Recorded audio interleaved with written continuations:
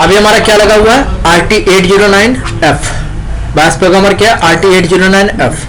कैसे ऑपरेट करेंगे इसे, तो यहाँ पर देखो डेस्कटॉप पे हमारा सॉफ्टवेयर दे रखा है, ये सॉफ्टवेयर का लिंक है RT809F प्रोग्रामर। डबल क्लिक किया इस पर हमने, यस।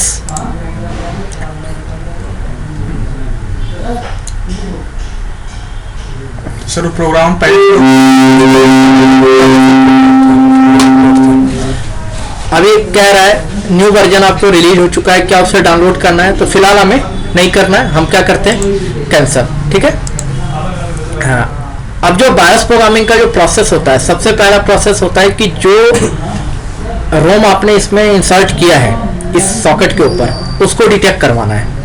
तो RT809F में क्या है, ऑटोमेटिक डिटेक्शन का ऑप्शन है। कैसे है देखो, यहाँ पर एक ऑप्शन आ रहा है स्मार्ट आइडेंटिफाई, क्लिक करिए। यहाँ पर बता रहा है बैड कॉन्टैक्ट, कोई बात नहीं, मैं इसको सही करके देखता हूँ, रिट्राई करते हैं।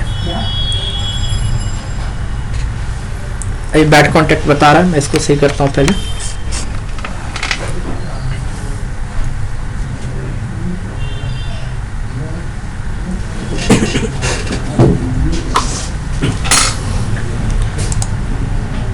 आ गया इंटरेस्टेड, ओके।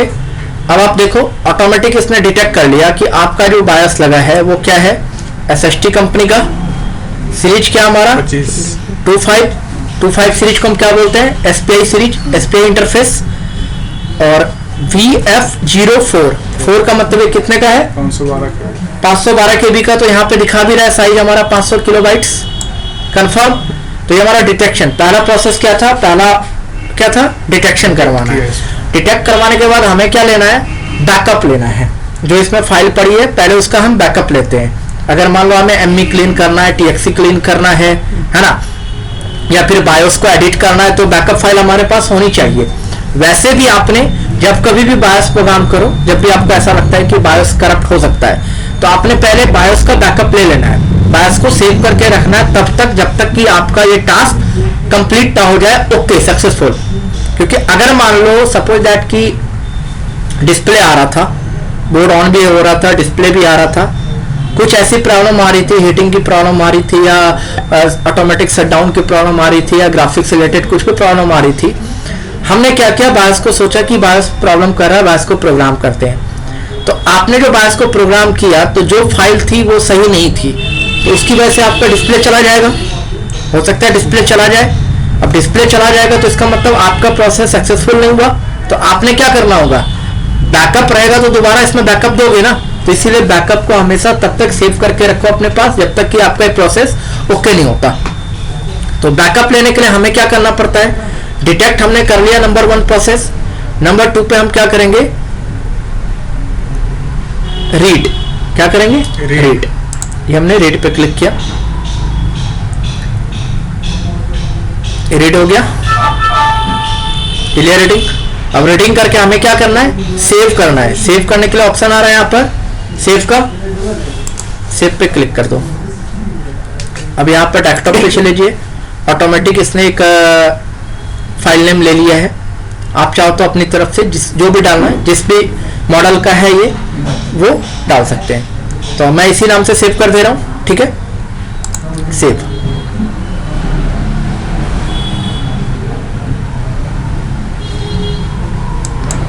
सेव हो गया, फाइल वाज सेव्ड। कहाँ पे सेव हुआ, डेस्कटॉप पे सेव किया था मैंने, आप देख सकते हैं।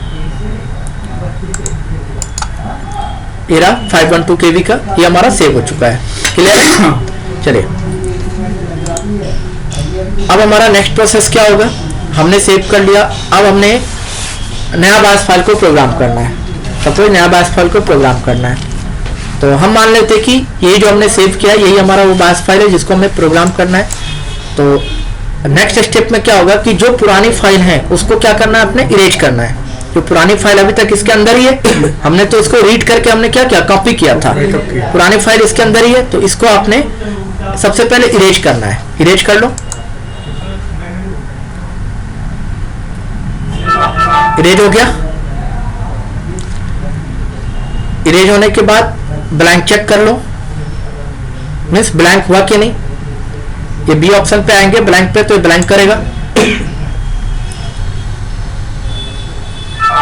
ब्लैंक हो गया।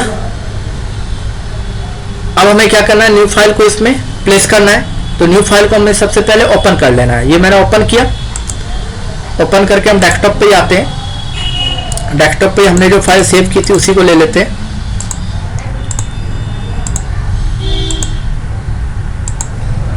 कहाँ की वो फाइल, ये रही 512 KB। सेलेक्ट किया, ओपन किया। ओपन करके अब आपने क्या करना है, राइट।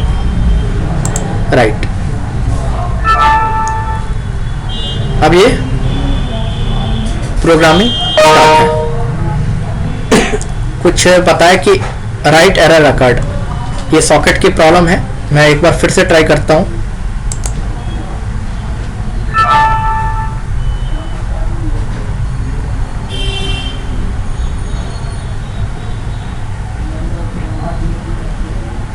हो गया। ऐसे बीच में जब और रुक के चला गया हो सकता नहीं, है एक्चुअली वो जो बीच में आ गया था ना, ये आप देख रहे हो कि मैं इसको प्रेस करके रखा हूँ। वो कांटेक्ट ना बैड कांटेक्ट है, वो सही नहीं हो रहा है इसलिए। हाँ, तो फिर से अगर दिए तो फिर डबल तो नहीं ना हो गया इसमें? नहीं, वो डबल नहीं हो गया, वो सही हो गया। नहीं, आपने अगर डाउट होता है तो फिर से आप इरेज कर लो। अगर डाउट हुआ फिर से इरेज करो। अब फिर से आप ओपन करिए, डेस्कटॉप पे जाइए, फाइल अपना सेलेक्ट कर लीजिए। ये वाली फाइल थी हमारी 512 KB की। ओपन और राइट हो रहा है, प्रोग्रामिंग चल रही है।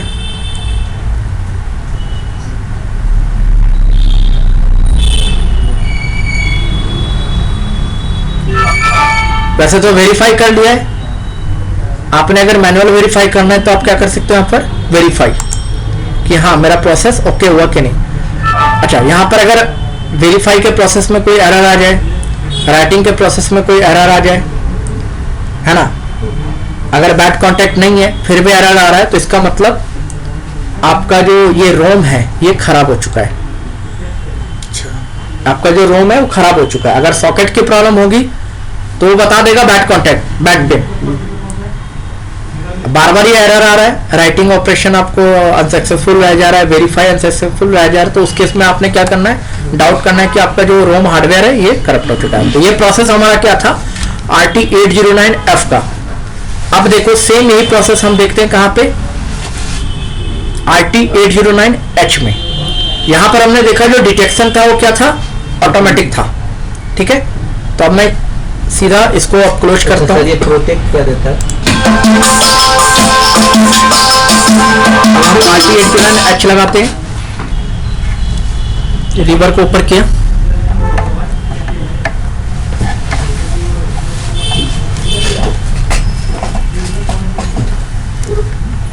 ठीक है। तो अब यहाँ पर देखिए RT809H भी है हमारा, यहाँ पे ये F था, सर्च करो, ये रहा RT809H। ऑलरेडी हमारा इसका सॉफ्टवेयर जो है वो इंस्टॉल है। डबल क्लिक किया, यस,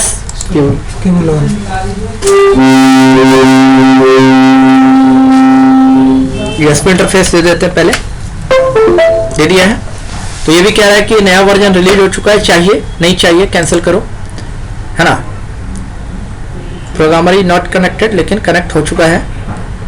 फिर से एक बार इसको ओपन करते हैं।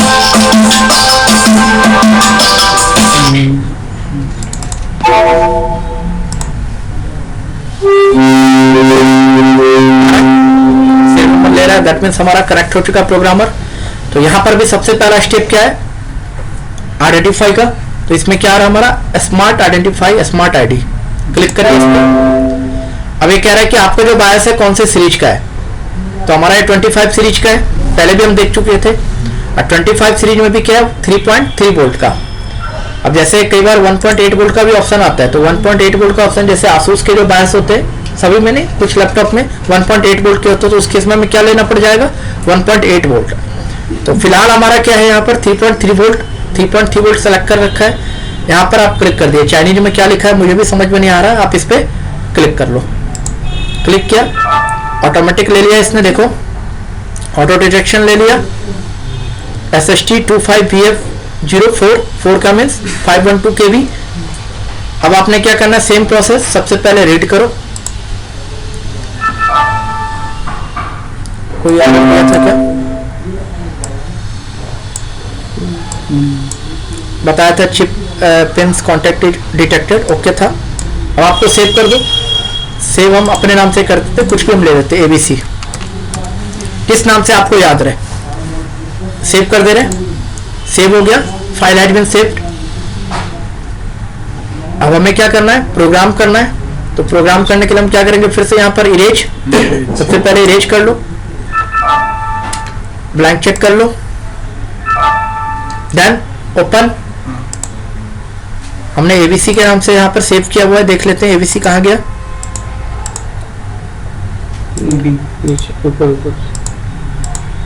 यहाँ पे लिख लेते हैं ABC।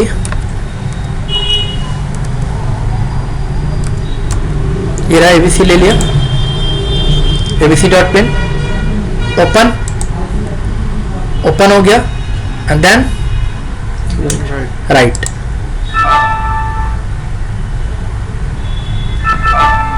तो जब भी हम राइट करते हैं तो ऑटोमेटिक इरेज करता है। आप इरेज ऑप्शन अगर भूल भी गए तो कोई बात नहीं, ऑटोमेटिक इरेज भी करता है और वेरीफाई भी करता है। फिर भी आपने वेरीफाई करना है तो वेरीफाई पे क्लिक कर लो। ये हमारा प्रोसेस था। तो आपने देखा RT809F और RT809H का प्रोसेस क्या है, सेम है।